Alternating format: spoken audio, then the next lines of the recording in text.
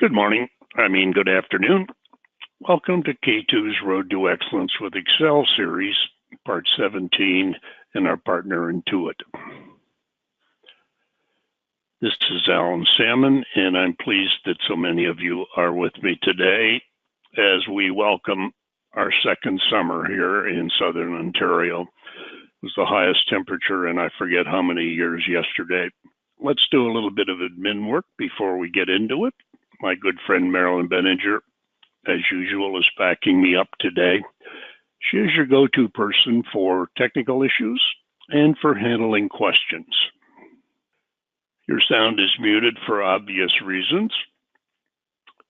You're welcome to take notes, but be aware that within 10 days of today, you're going to be receiving the recording of the webinar, my teaching notes, my teaching files, the answers to any of the questions that are asked today, and your CPD certificate. More on that in a minute.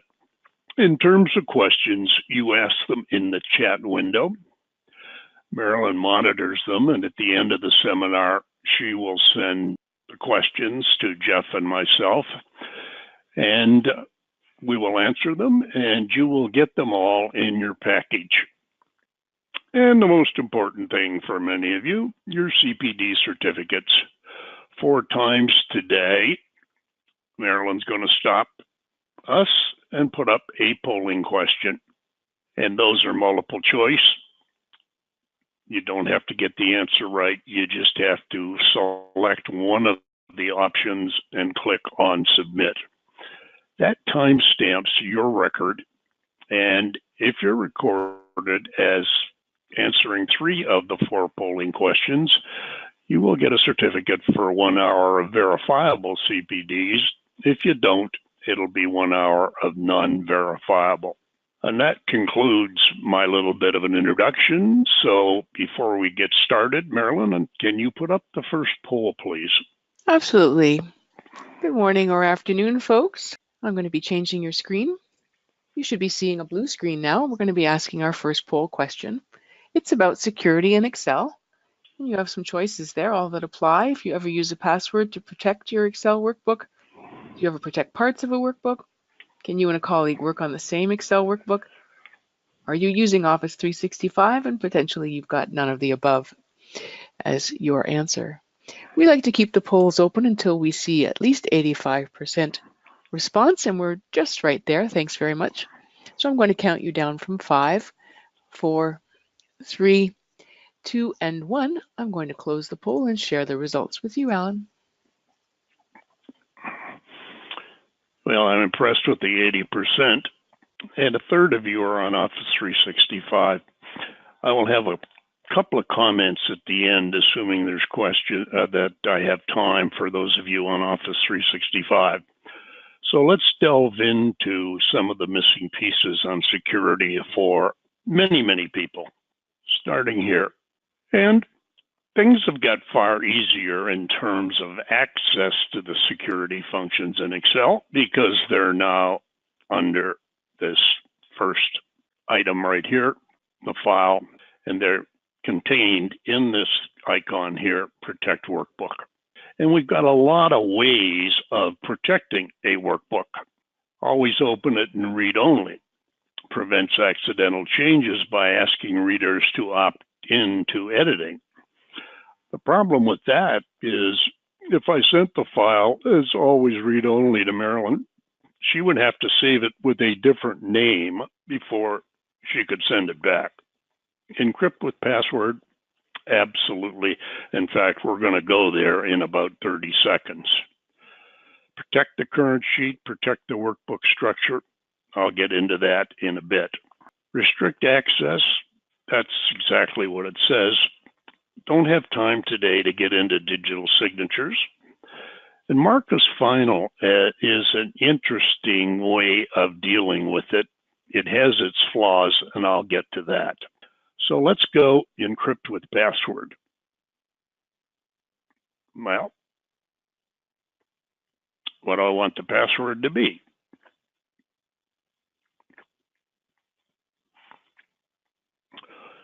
And now it's time for 30 seconds of the Sermon on the Mount regarding passwords. And you all know this. The number one choice for passwords in the annual survey they do is passwords, and then we get to people's names and birth dates and so on, so I won't lecture you on that. What's interesting is that I have now launched my IT assessment service, and I've done about a dozen. And invariably, when it comes to security of both documents and programs, the risk that's identified is password length, passwords difficult to crack, passwords not changing. So this is pretty simple. I got to do it again.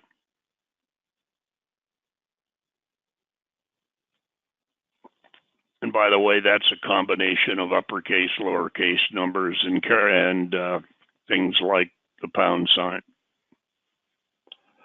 So now I've got a flag here, and I'm going to open. No, I'm not. I'm going to save that workbook.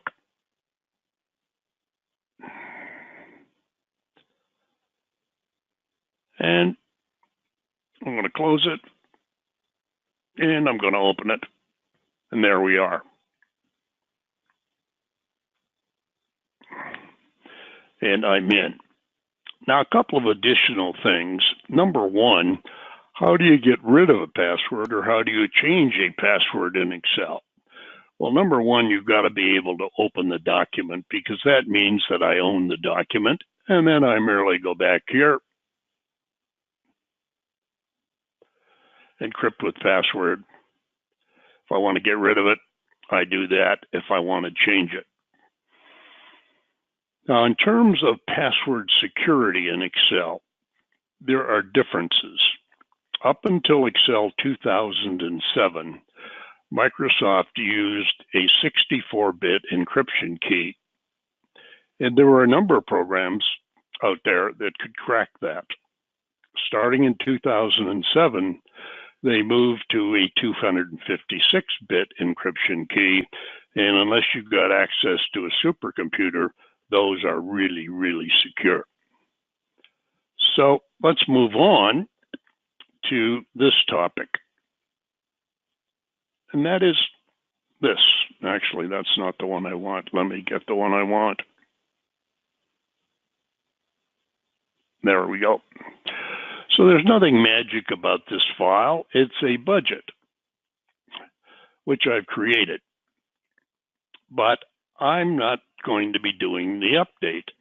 Marilyn is.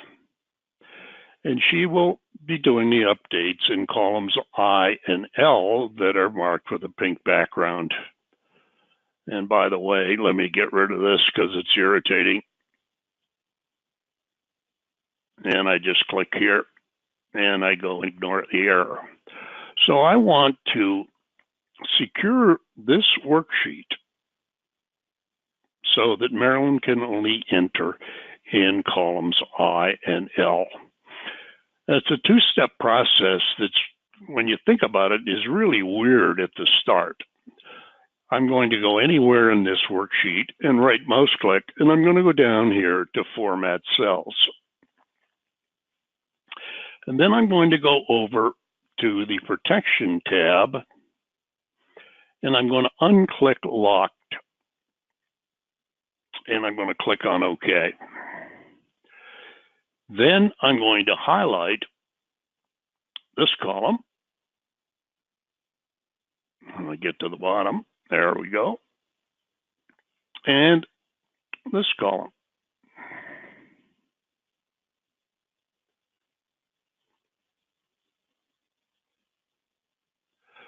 There we go. And I'm going to go to the Review tab, and over here in halfway is Protect the Sheet. I'm going to click on it, and I get a number of choices. What am I going to allow Marilyn to do?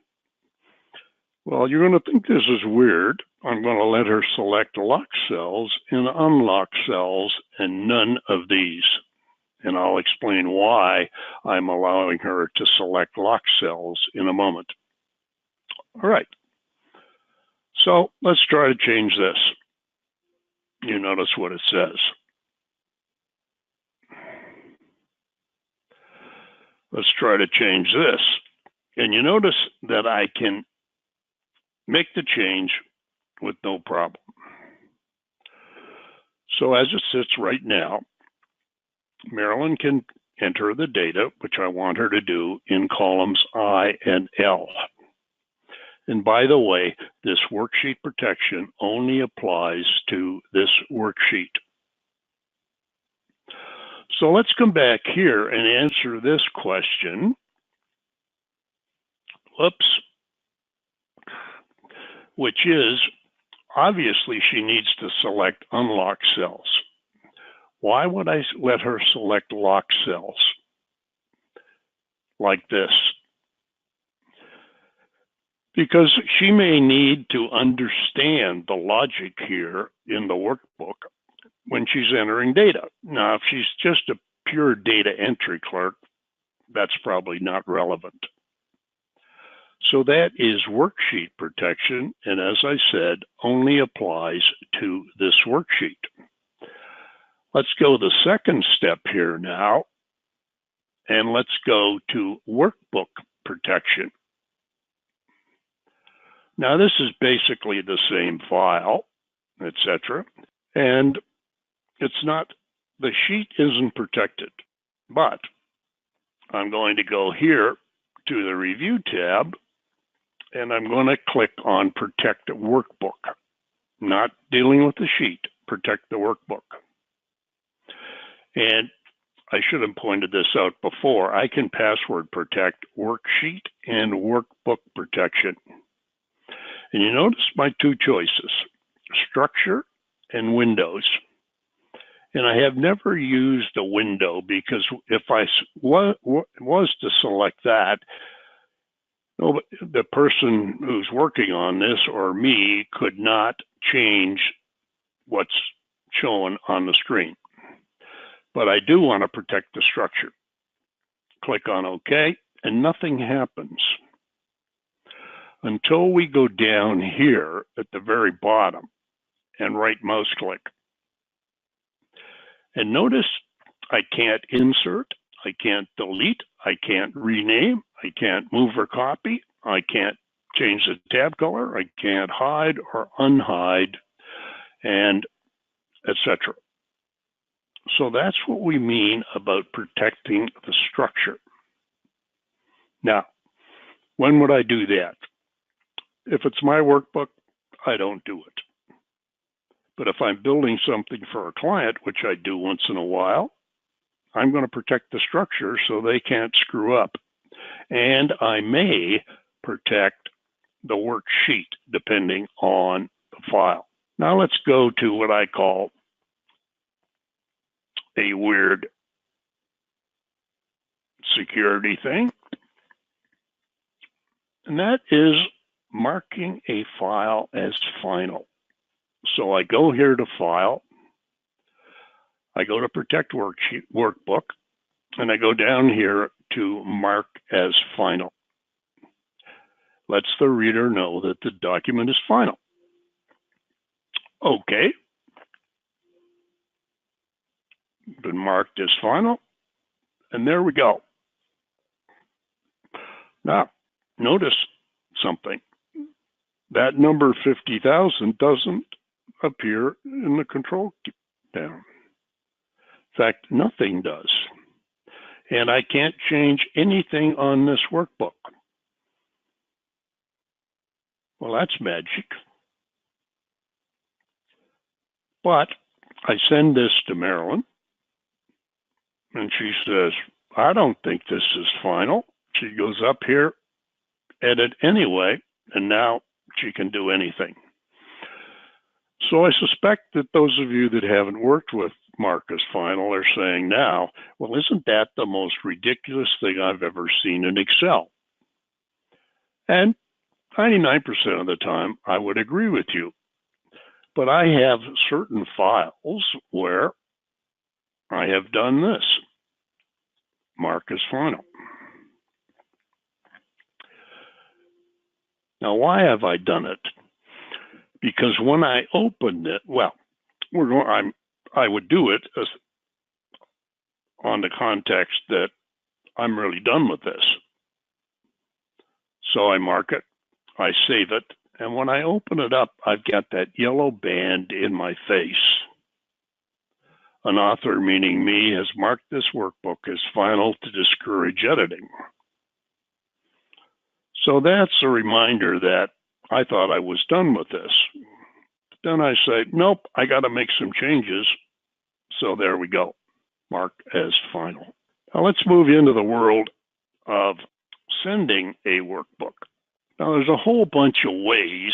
Well, there's actually two concepts when it comes to sharing a workbook. Number one, I send this workbook to you, and you can do with it as you like. But if I make changes, those changes don't flow. Number two is the ability for two people to work on the same workbook at the same time. So let's go to File, and let's go to Share, and let's go to Email. So if I send this as an attachment, you all know what happens to it. But down here, there's a couple of other choices that I use once in a while. Send it as an Adobe PDF file. It will automatically convert it and send it as an email attachment. Send it as a PDF. That's basically the same thing. Send as an XPS. Well, XPS was the file format that Microsoft thought might compete with Adobe, and it's a dismal failure. Send as an internet fax. I can't recall the last time I sent a fax. So that's that. Now, let's come back to here. And in the latest version of Excel, up in the top right corner, I got a share button. Click on that, and now I got a bunch of different choices.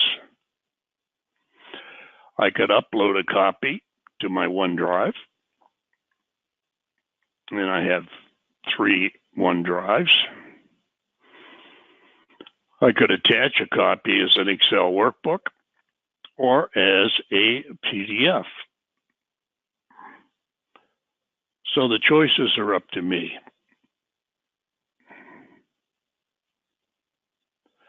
I'm going to come back to this in regards to two people being able to work on the same files, but I want to go here before I do that.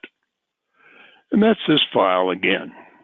Now we're going to play this scenario. Marilyn and I are connected by a real network, and I want Marilyn to be able to work on this workbook.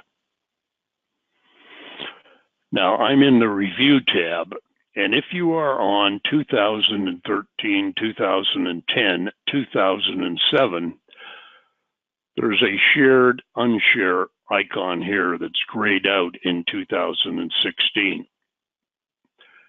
And that's because Microsoft is trying to move us to sharing documents online. You can still do it in 2016 if you have this icon here, Share Workbook Legacy. Now, how did I get that there? Because that won't be on any of your 2016 screen. Well, like anything else, I'm going to right mouse click. And first of all, I'm going to customize the ribbon. And under the Review tab, notice that I have a new group here, in which I created by going here. And in that new group, I have the shared workbook icon. How did I get that? Well, I went over here to All Commands, and I whipped down to the S's.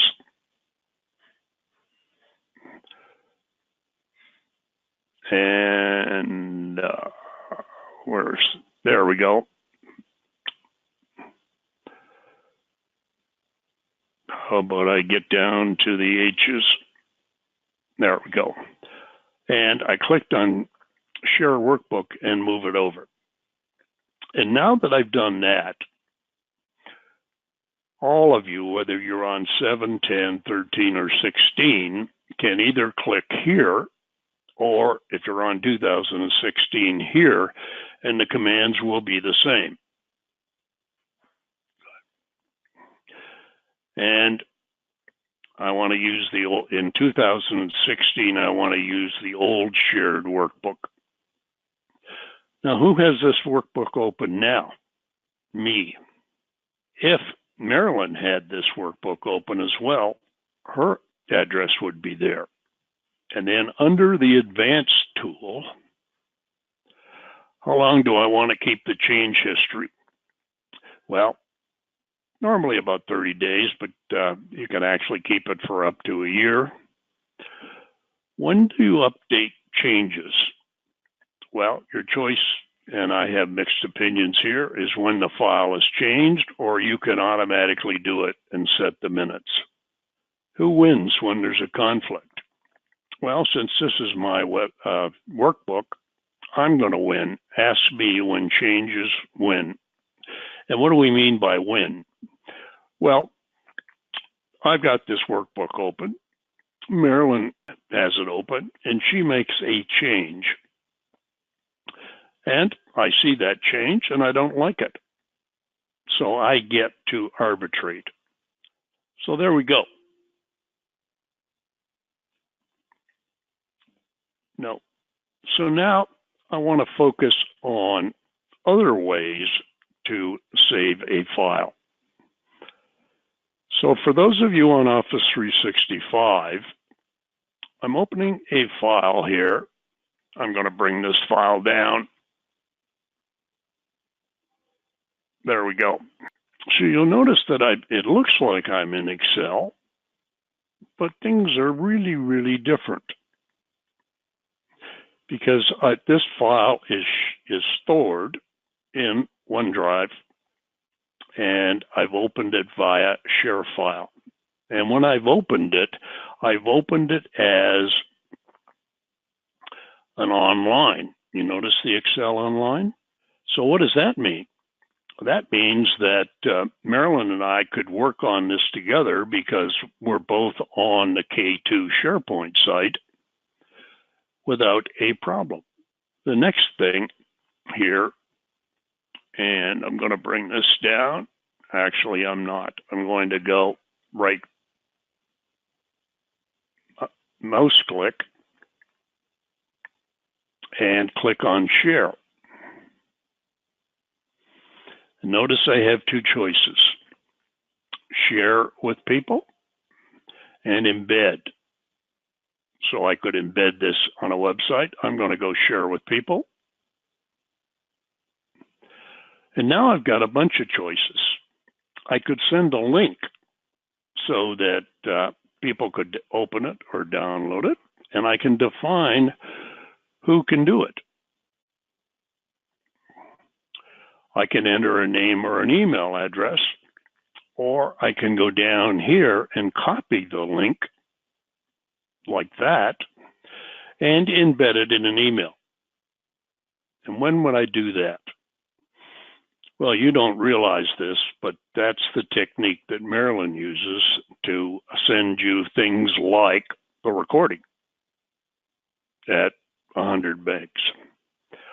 So that's a brief overview for those of you on Office 365. And let me close today by saying, if you are on Office 365 and aren't using Teams, then I suggest that you do a quick search for a Teams video that will explain how it works.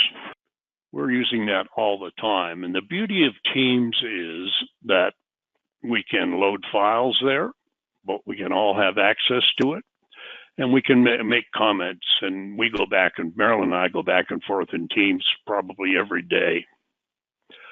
So just some other things to deal with security and sharing that I've shared with you today. And now, Marilyn, it's time for the final poll. Thanks, Alan. All right, folks, I'm going to be changing your screen. Our second poll is about macros. Have you ever recorded an Excel macro? Maybe you've had problems recording an Excel macro. Have you ever created a VBA Excel macro? Or maybe you're in none of the above. Pretty simple questions. We're already at 85%. Thanks so much for your participation. I'm going to be counting you down from 5, 4, 3, 2, and 1. I'm sharing the results with you, Alan. This is an introduction to where I will be going next week. And by the way, for those of you who have created an Excel VBA macro, I won't be going there. I'm going to focus on the 28% that have problems. And for the rest of you, I'm going to introduce it. So Marilyn, that's it for now. Can we please do a handoff to Jeff? My pleasure. Jeff, I'm going to unmute you and pass along the comm to you. Great, thank you, Marilyn. I just want to select my screen here. I think I've got it. Perfect. It is perfect. Yes, thank you, Marilyn. Thank you, Alan, for this opportunity today to share with your audience. And that was an awesome, I learned so much about Excel. Okay, so today, my name is Jeffrey, by the way. I've been with the company with Intuit for about 5 years now. And those 5 years I've been with ProFile. Most of my time has been with customer training and really enjoy doing these kind of webinars and how-to videos. And today what I'll be doing is sharing ProFile and how to make the most of the software.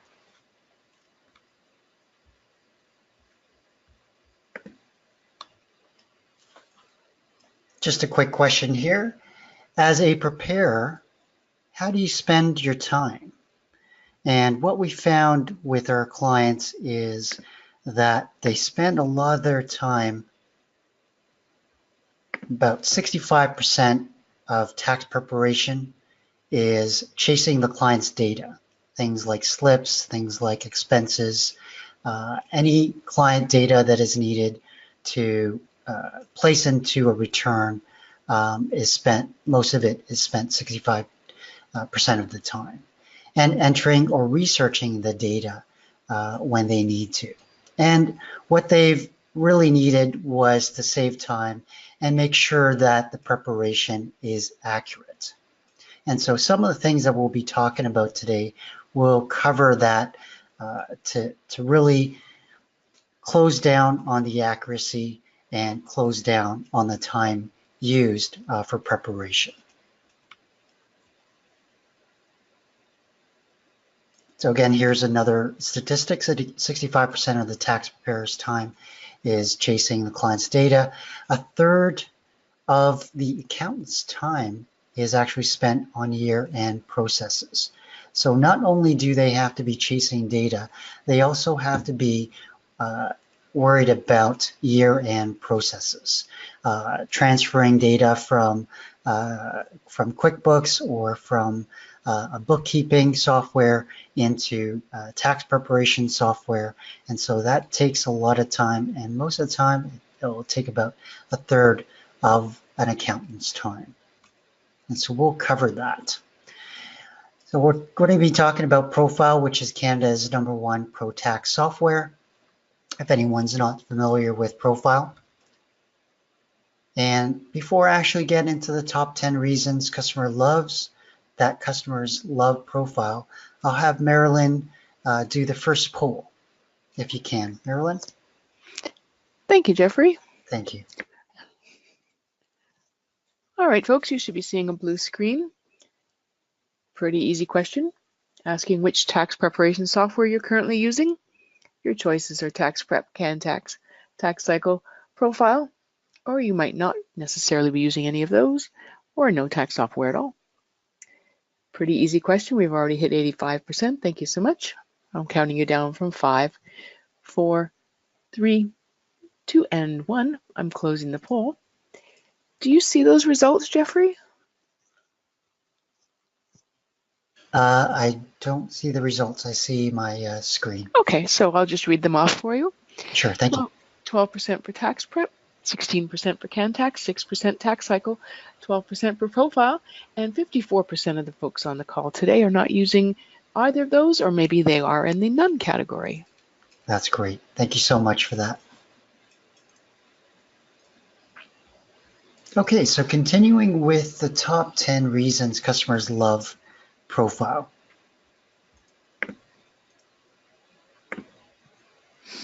And before I continue, I just want to give you a quick statistic on CRA stats. 16 million e-filed returns are to CRA, and 5 million plus was actually used through our software ProFile. The first top reason that our customers love ProFile is they're able to create prior returns. So with our software, you can go back as far as 1997. And I'll give the information here. You can create a return as far back as 1997 for the T1s. For T2s, you'll be able to go as far back as 1996 fiscal year start. And for trust returns, if you're interested, 1999, you can go as far back as 1999.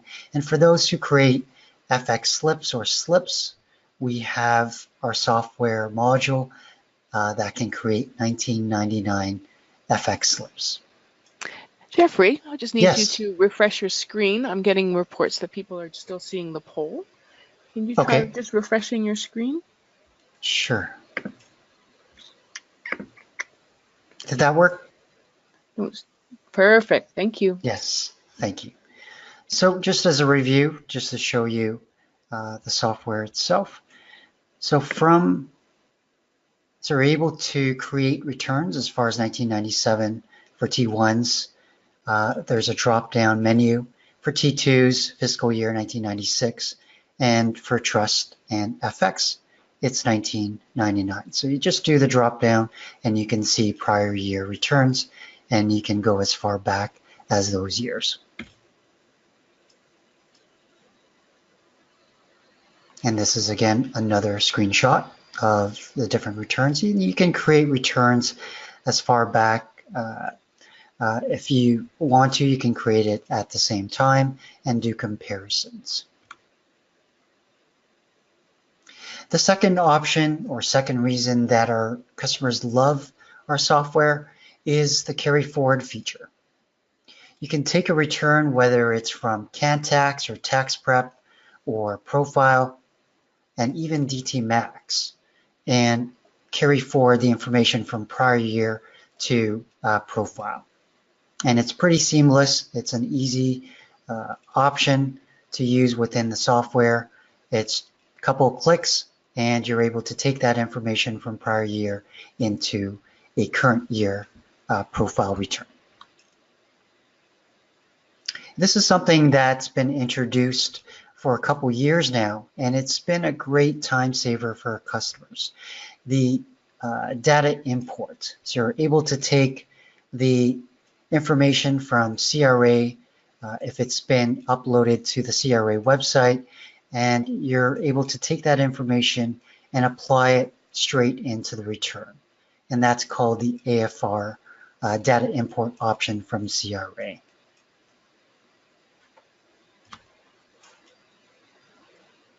The fourth option is the auditor. I always introduce this as when you're working on a return, as a tax preparation assistant.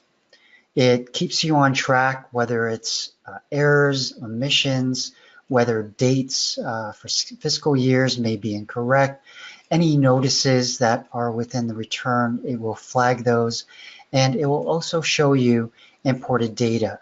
As we spoke about with the AFR, it will show you exactly what data has been imported into the return and show you exactly where the data has been imported within the return.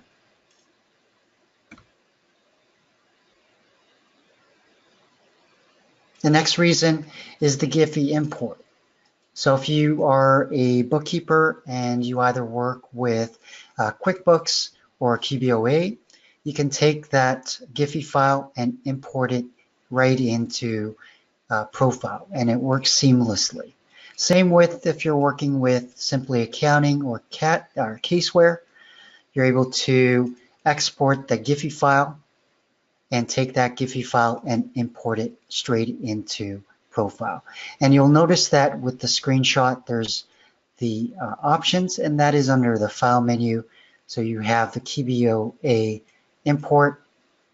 Import is for anything coming from Simply Accounting or Caseware or any bookkeeping software that you're able to export the Giphy. And then the option for QuickBooks, if you're working with QuickBooks Desktop, you can import the Giphy using that option. Next reason is our cloud backup. So this is something that we had placed into the software maybe 2-3 years now. And the reason why we placed this into the software is we found a lot of our customers' systems could break down, or they may have lost the file due to a virus. And this option enables you to back up a file to the cloud in case you ever need to retrieve a file or restore a file. It's up into the cloud.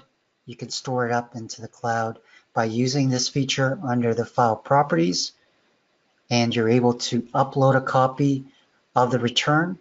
And if you ever need to restore it, it's available for you to restore by downloading it from our cloud backup option. The next reason is refiling and Express NOA. You can now refile a return in the personal return. In the past, you couldn't do this. You'd have to do a T1 adjustment, print off the T1 adjustment forms, and then send it to CRA. We've cut that time by CRA introducing this refile option, and we've integrated it into our software. We're able to save some time where if you do the adjustment within the T1 return, you can refile it the same way as filing a return for the first time. Expresso NOA enables you to take a look at the notice of assessment online and take a look if there's any changes that need to be made, or if there's any adjustments that CRA has made. You're able to take a look at that pretty quickly and instantaneously, usually within 24 hours, and you can advise your clients accordingly with that Express NOA. The next option is flexible licensing. This is something that we've applied within our software to enable you to use multiple computers without purchasing extra licenses. So say, for example, you have one license that you've purchased with us. You're able to use that same license with flexible licensing and activate it on numerous machines.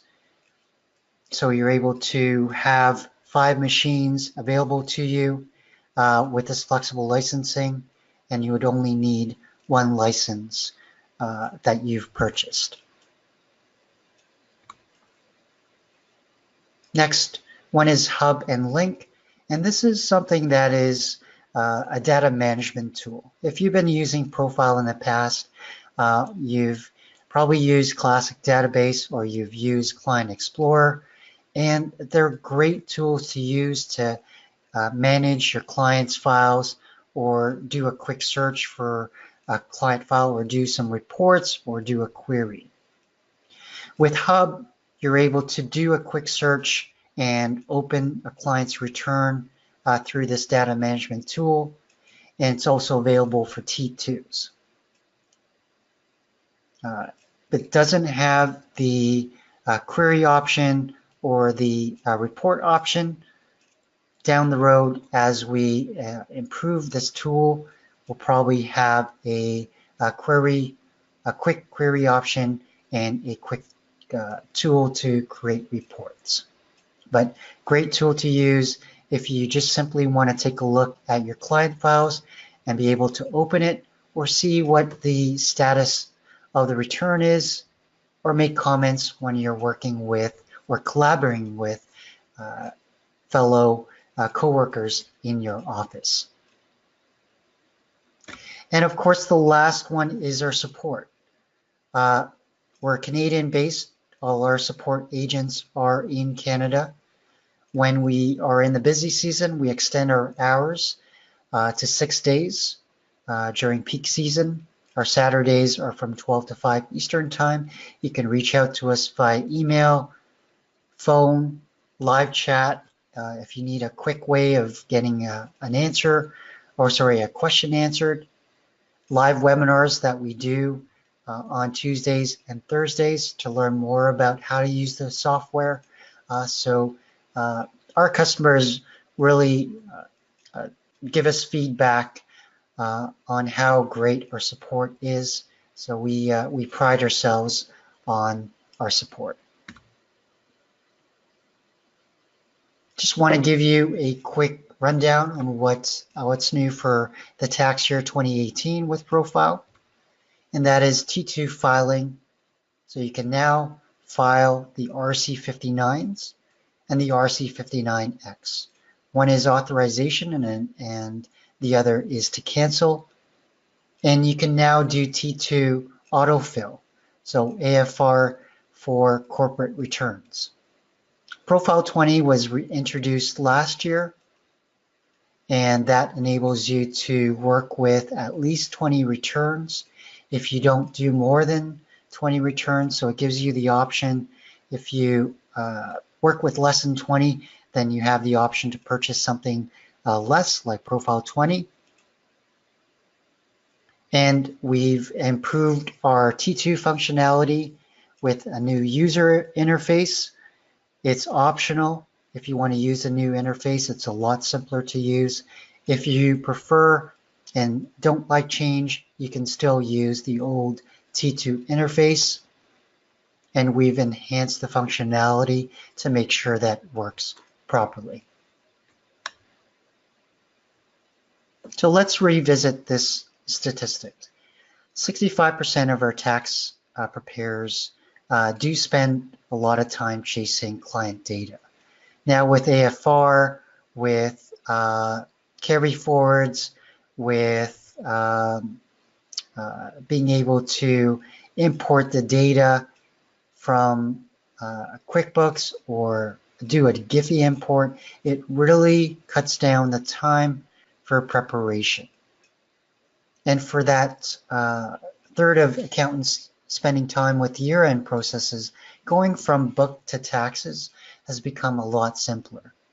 And one of the options that I didn't mention in this session here is the ability to go from QBOA or QuickBooks and import the Giphy, but within the QBOA, you're able to actually go from book to tax much simpler. There's a component, if you work with QBOA, there's a component now for T2 returns where if you have a simple return, you're able to use that feature within QBOA to do a corporate return. And that's built within QBOA now. Right now, it is a free option within QBOA. Eventually, we will create a price on it, but it's available for those who do have a QBOA account.